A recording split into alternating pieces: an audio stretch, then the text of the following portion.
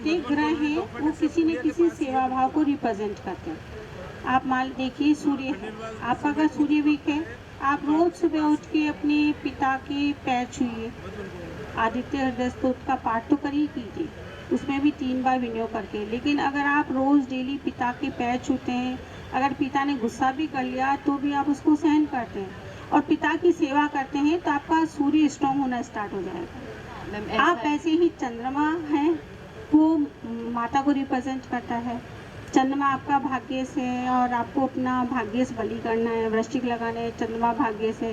तो आप रोज उठकर माता की पैर छूने के साथ साथ उनकी सेवा करना, उनकी बात मानना, उनकी हर बात को ध्यान रखना शुरू कर दीजिए, चंद्रमा स्ट्रांग हुआ।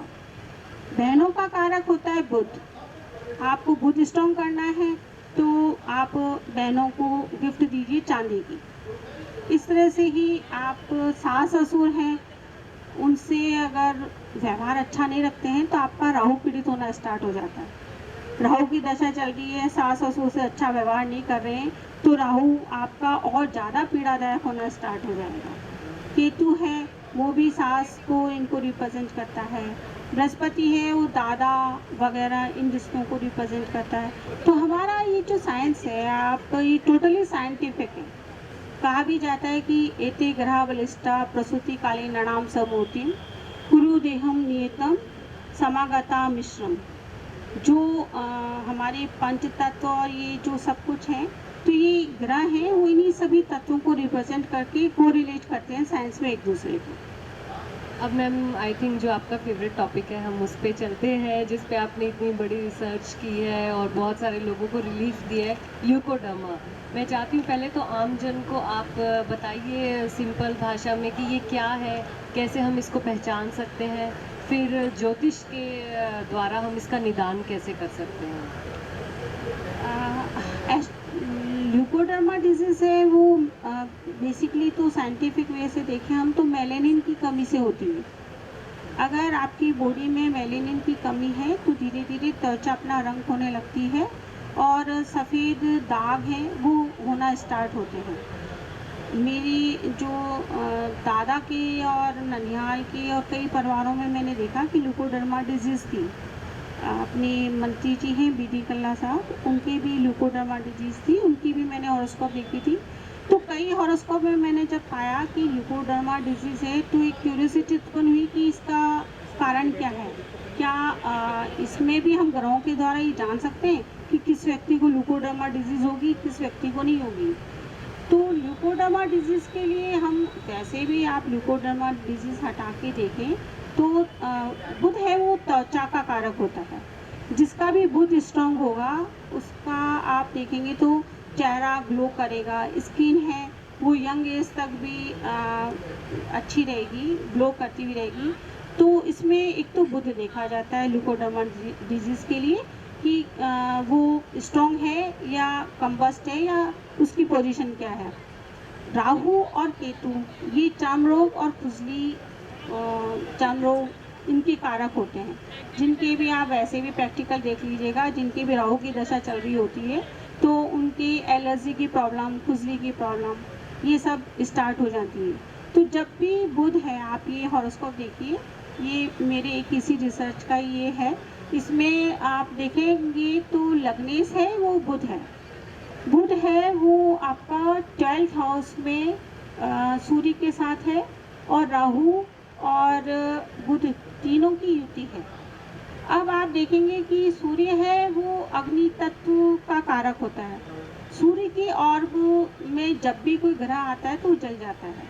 जैसे 8 डिग्री तक में अगर कोई ग्रह आता है तो वो सूर्य की ऑर्ब में आने के कारण जल जाता है। अब यहाँ एक तो ये लग्नेश हो गया बुध जो सूर्य के साथ है, युति है, तो सूर्य से आप ऐसे भी इसको आप जलावा मान लें। आप एक तरह से पूरी बॉडी उसकी वीक हो गई इसकी। और चूँकि बुध है वो वाणी का कारक है, ये त्वचा का कारक है, तो त्वचा का कारक होने के कारण जब सूर्य के साथ जलावा है तो पूरी बॉडी पे इसका असर हुआ। राहु है वो चर्म रोग का कारक है, तो चर्म रोग का कारक होने के कारण ये तीनों युति होने के कारण इनकी ल्यूकोडर्मा रोग हुआ। इसमें आप देखेंगे कि मंगल 2nd हाउस में है और चंद्रमा है वो 6th हाउस में है। इन दोनों, एक अग्नि तत्व है, एक जल तत्व है, इन दोनों की आपस की दृष्टि और रोग का कारक शनि, इसकी लगन पर दृष्टि। जब रोग का कारक शनि है वो लगन पर दृष्टि डाल रहा है तो आप मान के चलिए कि ऐसी कोई ना कोई क्रॉनिक डिजीज होगी जो पूरे जीवन भर चलेगी।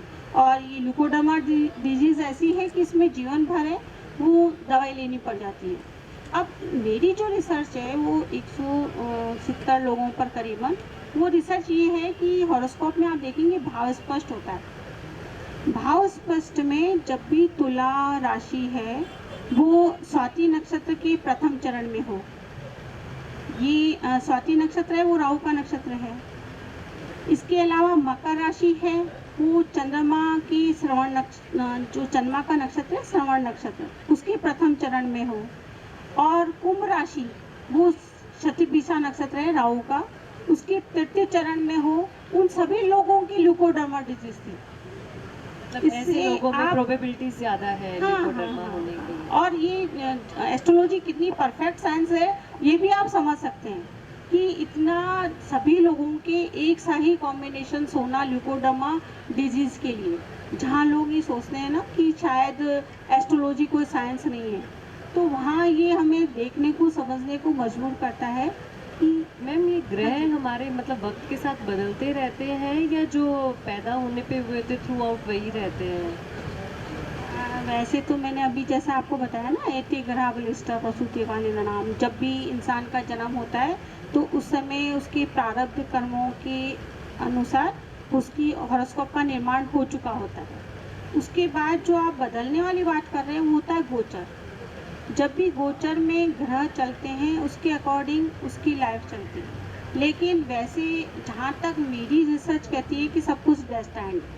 नहीं, मैं इसलिए जानना चाह रही हूँ क्योंकि मैम फिर तो हम बचपन में बच्चे को पैदा होते ही अच्छे से उसका बर्थ चार्ट चेक करवा लें कि क्या क्या चीज़ का ध्यान रखना है और थोड़ा सा मॉडिफाई करके चल सकते हैं शायद अपनी देखिए लाइफ को। देखिए आप कितना ही या फिर भी किस्मत नहीं, वही लेके जाएगी किस्मत जहाँ जाना है। मैं इसका आप पे इसी पे आ रही हूँ, किस्मत वही लेके जाती है जैसा आपके प्रारब्ध कर्मों के अकॉर्डिंग ईश्वर ने रच दिया।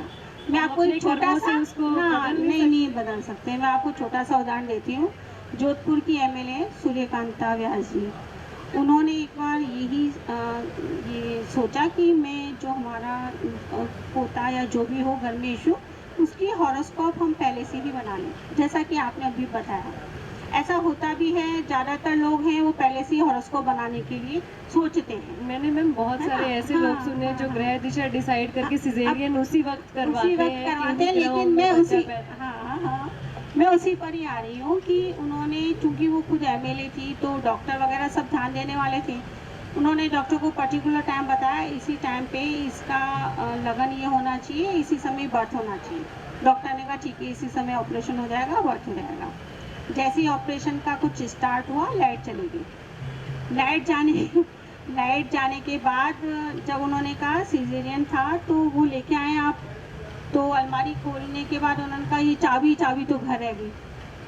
वो कंपाउंडर चाबी लेने घर गया, लाइट वापस आई, तब तक एक लगन है वो 2 घंटे तक रहता है। वो 2 घंटे का टाइम निकल चुका था। वैसे तो आपने अगर किसी ने टाइम बताया लगन संधि पे जन्म है तो 10 मिनट में ही लगन चेंज हो जाएगा, और फिर भी आप देखें तो 2 घंटे में तो लगन चेंज हो ही जाता है। तो ये आपकी जो ईश्वर ने जिसके घर में जो भेजना है वो भेजेगा। ऐसा होने लगे तो फिर उस ईश्वरीय सत्ता को कौन मानेगा। तो मैम फिर ये राशि रत्न कैसे मदद करते हैं? वो कहते हैं ना इससे ग्रह बदल देंगे, दशा दिशा बदल देंगे, तो वो कैसे काम करता है? देखो राशि रतन का जहाँ तक बात है, अभी मैंने आपको कहा कि हमारे जन्म के समय जिन जिन रश्मि वाले ग्रहों की प्रधानता होती है उन्हीं रत्नों की हमारे शरीर में इफेक्ट ज़्यादा पड़ता है।